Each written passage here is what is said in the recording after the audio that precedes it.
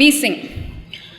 வீசிங்கில் வந்து எதனால் வருது அப்படின்னு பார்த்திங்கன்னா, இந்த உலக சுற்றுச்சூழல் மாசு காரணத்தினாலேயும், ஒவ்வாமை, சீதோஷ்ணம், இந்த காரணங்களால் வந்து நமக்கு அந்த இளைப்பு நோய், அதாவது மூச்சு விட சிரமம், இதை உடனடியாக கம்மி பண்ணுறதுக்கு என்ன பண்ணலான்னு பார்த்திங்கன்னா, ஒரு வெற்றிலையில் தேனை தடவி 2 மிளகு 1 கிராம்பு அதை மடித்து நல்லா சுவைச்சு உள்ளே வந்து விழுங்கணும்.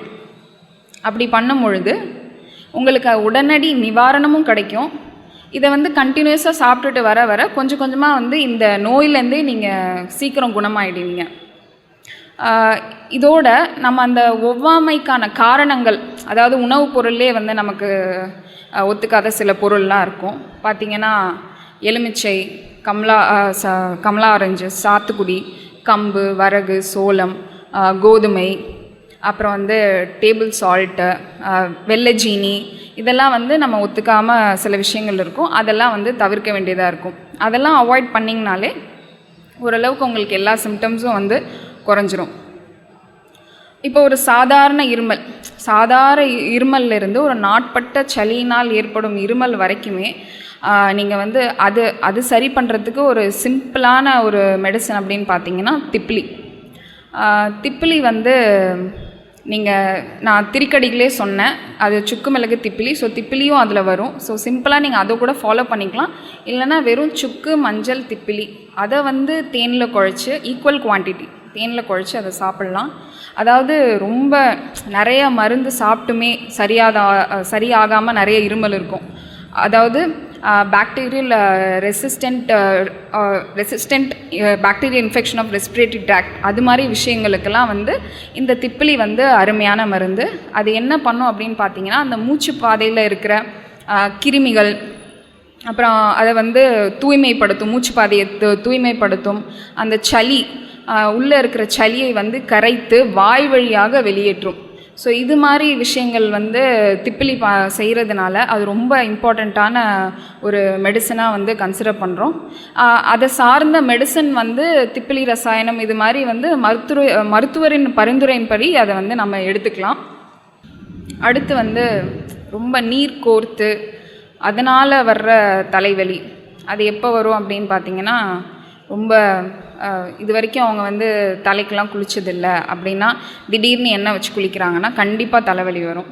ஏன்னா ஆல்ரெடி உஷ்ணமாக இருந்திருக்கு. அந்த டைமில் நீங்கள் தண்ணி ஊற்றும் போது ஆட்டோமேட்டிக்காக அது வந்து நீர் ஏறிடும். அதாவது நீர் ஏறும்னா உள்ளுக்குள்ளே நீர் ஏறாது, அந்த ஈரப்பதம் உள்ளே வந்து ஃபார்ம் ஆகிடும். ஸோ அதனால் உங்களுக்கு ஒரு தலை பாரம், அது மாதிரி வலி வரும்.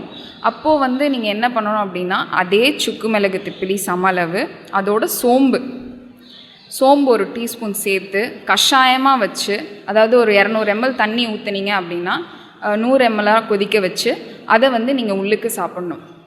அப்படி குடிக்கும் போது அந்த தலைவலி அதெல்லாம் வந்து கொஞ்சம் நேரத்தில் வந்து சரியாயிடும். அப்புறம் வந்து பிரிஞ்சி இலை, அந்த பிரியாணியில் போடுற அந்த இலை இருக்குது பார்த்தீங்களா, அதையும் வந்து கொதிக்க வச்சு கஷாயமாக குடிக்கலாம். சேம் அதே குவான்டிட்டி வந்து கஷாயம் போடுறது ஒரு 100 ml தண்ணி ஊற்றுனீங்கன்னா 50 ml கொதிக்க வச்சு ஒருத்தவங்களுக்கு 50 ml கொதிக்க வச்சு குடித்தா போதும். அதே இலையை ஒரு கொதிக்கிற தண்ணியில் போட்டு ஆவியும் பிடிக்கலாம். ஸோ அதுவுமே வந்து ஒரு நீரேற்றத்தினால வர தலைவலிக்கு நல்லாயிருக்கும். இப்போது அலர்ஜிக் கண்டிஷன் வந்து இருக்குது அப்படின்னா அதுலேருந்து சரியாகணும். ரெகுலர் பேஸிஸில் என்ன பண்ணணும் அப்படின்னா, இஞ்சி துண்டை காலையிலே நல்லா தேனில் ஊற வச்சு அதை வந்து வெறும் வயிற்றில் நல்லா மென்று சாப்பிட்ணும்.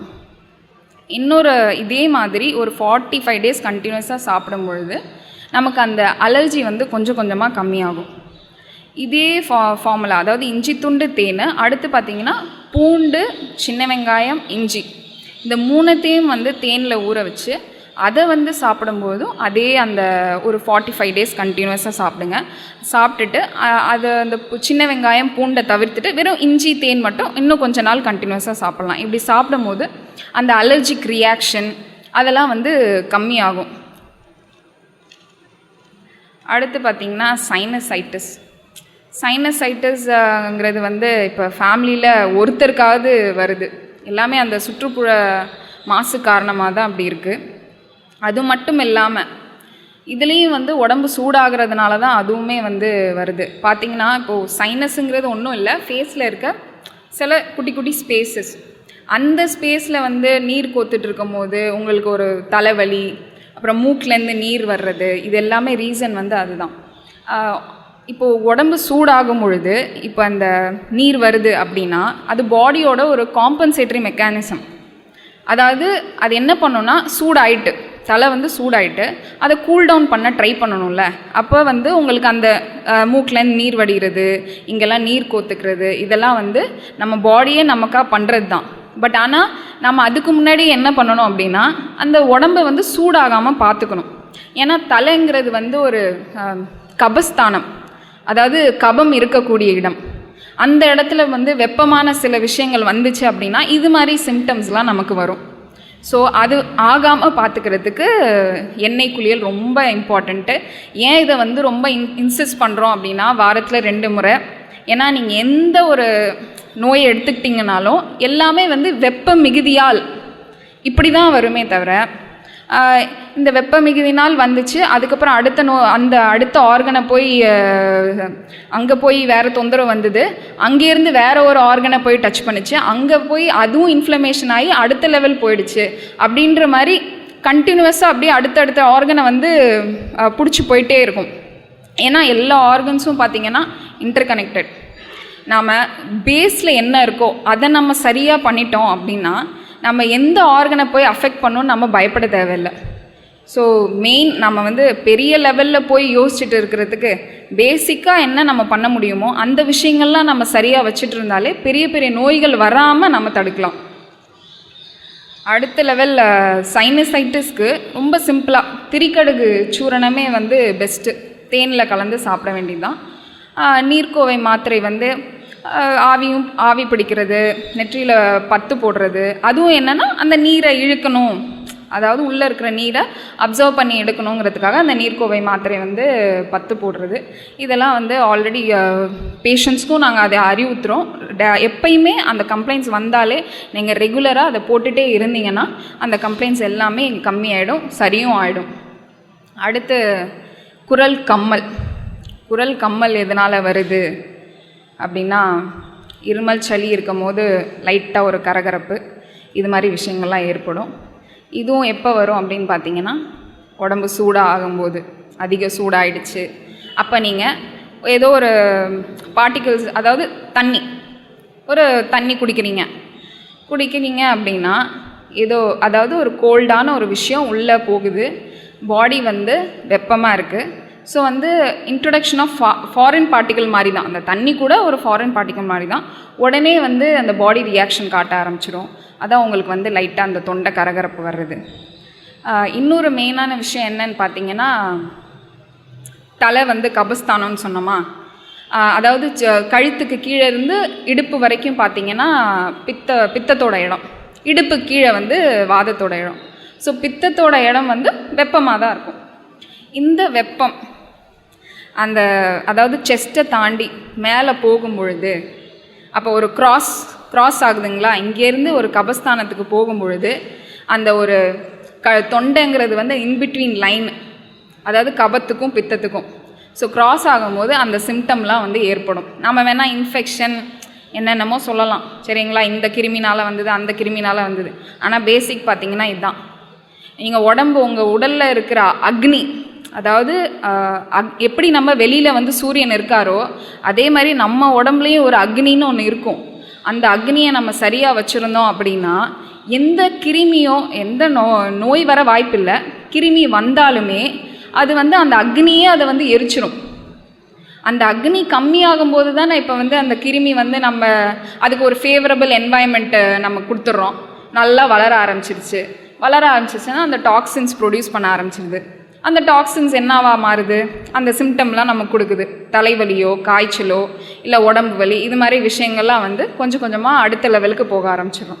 ஸோ அவங்க அந்த ஒரு கிருமிக்கு நம்ம அந்த ஃபேவரபிள் என்வாயர்மெண்ட்டே கொடுக்கலன்னா எப்படி அந்த கிருமி வந்து நம்மளை வந்து தாக்க போகுது. ஸோ இப்படியெல்லாம் யோசித்து பார்த்தீங்கன்னா அந்த இடத்துலையும் நம்ம அந்த உடம்போட அக்னி சீராக இருக்கணும் அப்படின்னா அந்த எண்ணெய் முழுக்கு ரொம்ப அவசியம்.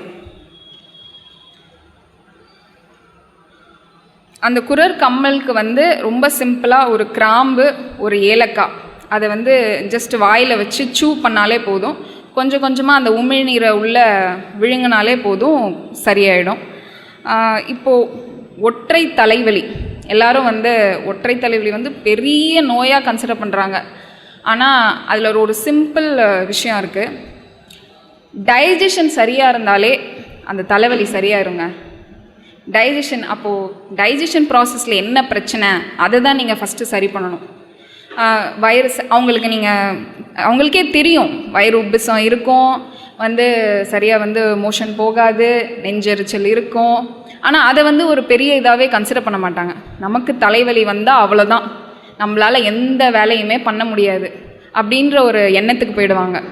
அந்த ஒற்றை தலைவலிக்கு நம்ம அந்த டைஜஷனை வந்து சரியாக அந்த நடைமுறைப்படுத்திட்டாலே போதும், அவங்களுக்கு அந்த தலைவலி வர்றது கம்மியாயிடும். இதுவுமே என்னன்னு பார்த்தீங்கன்னா, அந்த தலையில் அந்த வலி வருது அப்படின்னா அது நான் முன்னாடியே சொல்லிட்டேன், அந்த கபஸ்தானம்னு. இப்போ இந்த தேவையில்லாத ஒரு வாயுக்கள்னு சொல்ல முடியாது, உணவுகள் சரியாக செமிக்கலை அப்படின்னா ஒரு அரைவேக்காடாக உள்ள அந்த ஃபுட் பார்ட்டிகிள்ஸ் இருக்குதுன்னு வச்சுக்கோங்க, அது வந்து ஒரு நச்சுத்தன்மையான ஒரு வாயு. இது எல்லாமே நான் சொல்கிறது இமேஜினரி தான். அதை தான் வந்து ஆமம்னு சொல்லுவாங்க. அந்த ஆமம் தலைக்கு ஏறும்போது தான் நமக்கு அந்த தலைவலியாக அந்த மாதிரி மாறுது. ஸோ அந்த ஆமத்தை வராமல் வச்சுட்டா நமக்கு அந்த தலைவலி வரப்போகிறதில்ல. ஸோ எங்கே நம்ம சரி பண்ணணும் அப்படின்னா அந்த டைஜஷனை வந்து சரி பண்ணணும். ஸோ அதுக்கு வந்து சோம்பு வந்து போதுமானது. நம்ம டைஜஷன் சரி பண்ணணும் அப்படின்னாலே அந்த வயிற்று பிரச்சனைகளுக்கு ஜஸ்ட்டு ஒரு டீஸ்பூன் சோம்பு, அதை வந்து நல்லா வாயில் மென்று உள்ளே கொஞ்சம் கொஞ்சமாக அந்த உமிழ்நீரை மென்று சாப்பிட்டாலே வந்து நமக்கு ரொம்ப ரிலீஃப் கிடைக்கும். அந்த ஒற்றை தலைவலி வரும்போது அந்த சுக்கு, மிளகு, திப்பிலி, அதாவது அந்த திரிக்குடகு சூர்ணத்தோட அரை டீஸ்பூன் சோம்பு போட்டு கொதிக்க வச்சு 200 ml தண்ணி ஊற்றி அதாவது 100 ml கொதிக்க வச்சு அந்த கஷாயத்தை அதாவது 1 hour once குடிக்கும் பொழுது அவங்களுக்கு அந்த தலைவலி வந்து படிப்படியாக கம்மியாயிடும். அந்த ஜீரண சக்தியும் வந்து அதிகமாகும்.